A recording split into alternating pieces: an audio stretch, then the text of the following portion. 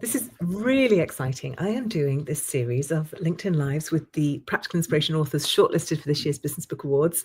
And this is the first and indeed the only one I will be doing with the author of a 6-Minute Smarts title. So if you have no idea what I'm talking about, we will come on to that later.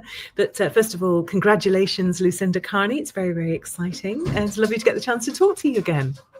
Absolutely. Thank you. Lovely to be here. So first of all, tell us a little bit about the original book, How to Be a Change Superhero. Why did you write that? Yeah, well, How to Be a Change Superhero, it was a bit of a passion project, I guess. I think we were going, it was before COVID and then published during COVID. But certainly one of the things that I felt within my professional life and with the business, when I was within an organisation and with the businesses that I support now, is that change is something that is all around us, but it's all too often done really poorly, and the result of it being done poorly results in wasted business investment, but also human cost, and often just from communicating something better. And a lot of this, I would say, is it's common sense. Managing change is common sense, but common sense isn't all that common. And it's something that just helping people to understand, how can we see if people respond to change in a certain way, just adapt our communication, adapt our behavior. You can reduce the human cost and, very importantly, increase the buy-in into any change, whether it's a positive or a negative change, and that brings benefits for everybody. So I liked the change superhero analogy at the time, wear your cape to magic the change through, just to make it a little bit more fun and visual. But I do see that there are people in organizations who, it is by being a change champion, a change catalyst, change superhero, they can make a difference, or anyone listening here or people here can make a difference. And it's just about knowing what the tools are and the behaviors that can help you to achieve it.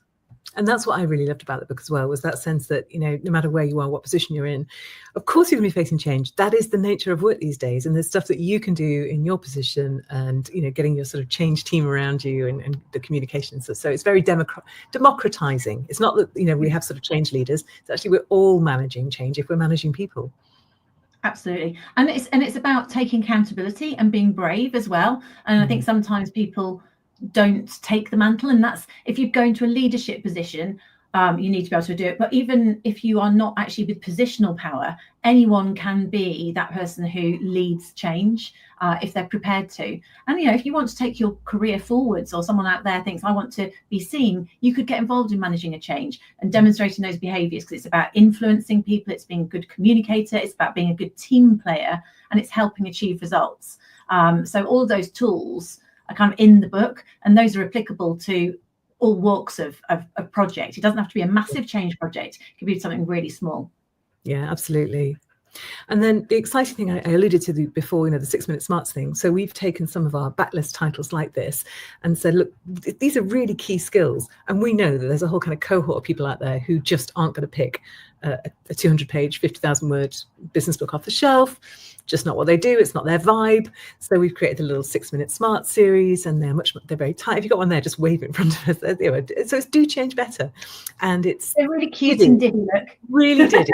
And it's a 10-day course, essentially, isn't it? And the idea of the 6 minutes is that you spend 6 minutes responding, or, you know, once you've read a chapter, you get these sort of self-coaching questions afterwards, and you pick one that you think is particularly relevant to you, and you just set a timer for 6 minutes, and you write in response to that and see what comes up. So, well, I guess what was your sort of thinking when I kind of pitched this idea to you? Let's take that book and turn it into something that's a little bit different for a slightly different audience.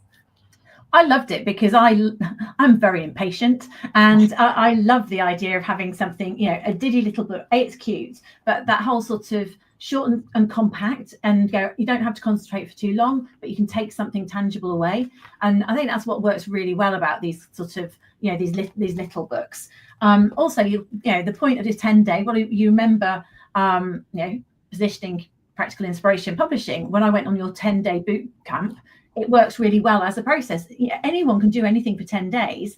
And so if you just say a few minutes a day, 6 minutes, and think about something and apply it, it's one of those bite-sized bits of learning that you've got, and everyone likes that sort of thing. So I was really, really touched to be one of the cohort of 6, to be on the first one. And I was also really chuffed because actually it was hard launching books during lockdown, right? Because the bookshops weren't open. So we could do, you know, incredible Zoom things, but you didn't necessarily get the opportunity to present material out there in the same way. So I was really pleased to get a second opportunity to you know, make this information useful and accessible to people in a really cute format.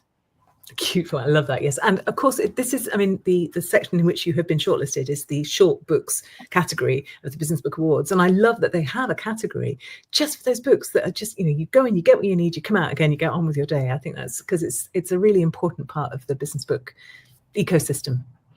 Yes, and we think people like information in that format, don't they? You think about listening to bite-sized things and all those things. We've got to, you know, adapt to the way in which people like to take information. So it makes you, let's make it really concise and focused and not overly waffly. And again, a comment I remember you always saying, no one ever asks you to write a longer business book. No one thanks you for that. That's why these various tools where they summarize things are really powerful. And so this is just a nice way of doing it in an actual physical book form. Yeah, I always think the problem with those, though, is that they can be, you can summarize something down to the point where you've dried it. It's like you've got this little desiccated summary, and it's, you know, okay. So the idea with the 6-minute smarts things is we'll give you, it's not the whole book. It's 10 kind of core concepts, but the important bit are those questions, because that invites you in, it engages you, you're co-creating. Yeah, it's coaching. It allows you to do that self-coaching, which you don't get if information is just downloaded to you. You can take it in a completely dry way and not absorb anything. So those coaching questions are about application. And as someone who's, you know, a trainer and someone who really, I learn by doing, that's also, I think, really powerful in a book, because it's making you think, okay, what have I actually read? Were my eyes just moving down the page, or have I absorbed something? And how can I use it? So really practical. And that's something that I feel very passionate about. Any sort of training I do, you want it to be practical and useful. And that's what you want with something to do with change. Go out and do it. Try it out. Remember this next time you're experiencing something.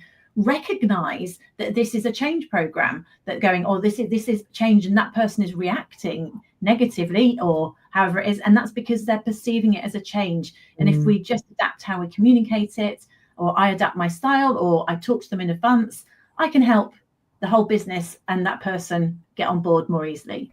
Yeah, and it matters for you as an individual, as you say, with your career. It matters for them as somebody who's feeling bad because change is happening. It matters to the organisation because things get done. Brilliant. So I guess, Lucinda, the other question I have for you: how did you react when you found out that your book had been shortlisted? I was chuffed, surprised, and chuffed, I suppose, would be my summary terms. So yeah.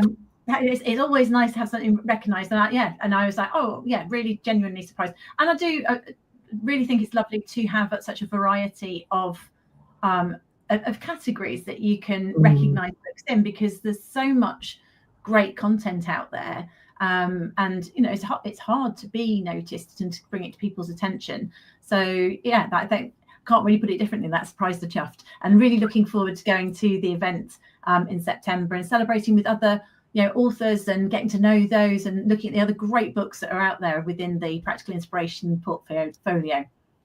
Yeah, it's going to be an amazing night. And I would say, actually, if you're thinking, oh, I need some books on my to-read list, because we're always thinking that, right? You could do worse than look at the shortlists for the Business Book Awards. I mean, obviously, there's lots of practical inspiration titles on there. Other books are available, but they really are. Can you link those? Are you going to put those out there? I'm sure you're going to link those in this chat or something. If people come back, can you the shortlist? Yes, that's a good point. I will put in the comment the link to the shortlist. But if you just go to the Business Book Awards site, it's pretty clear. And you can look at previous year's winners as well, which are terrific. Fantastic. Right, we're going to have to end it there, I'm afraid, Lucinda, because I've promised everybody I'll keep these really, really short. But it was wonderful to see you again, and congratulations again. And I will see you on the 10th of September in your glad rags. Absolutely. Look forward to it. Thanks so much for having me. Take care, Alison.